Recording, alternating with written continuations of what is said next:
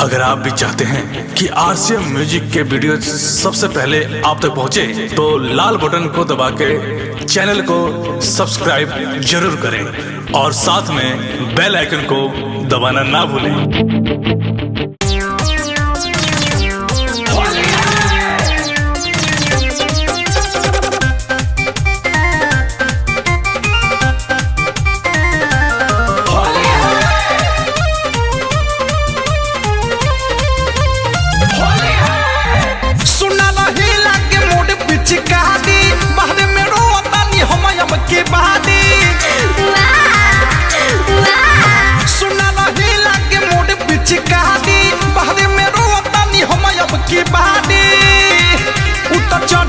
चल गइल डोली में।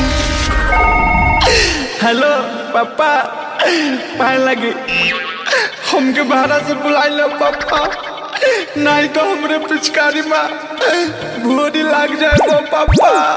पापा पापा हो माला के याद आवे होली में। पापा हो माला के याद आवे होली में। पापा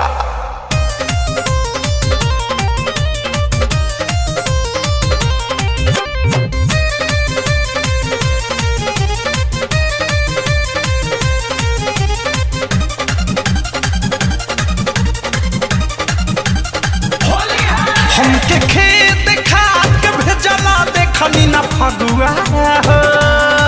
सोचतानी रात भर घरे रहती अगर हमरो आई तया सोगुआ।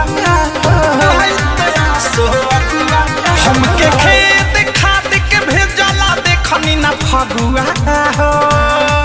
सोचतानी रात भर घरे रहती अगर हमरो आई तया सोगुआ। मन कोटे भाग जाई ओकरे हम भिरिया, गली में ओकरा लगावे लबिरिया। मजा लुटते हम लइकन के टहली में। बाबा दादा दादा, हेलो पापा, कहने की हमर सदिया कराए दो पापा। दादा पापा अब के ओले सुखले भी दो पापा।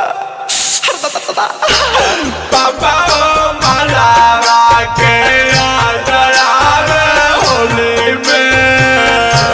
पापा हो माला के याद आवे होली में।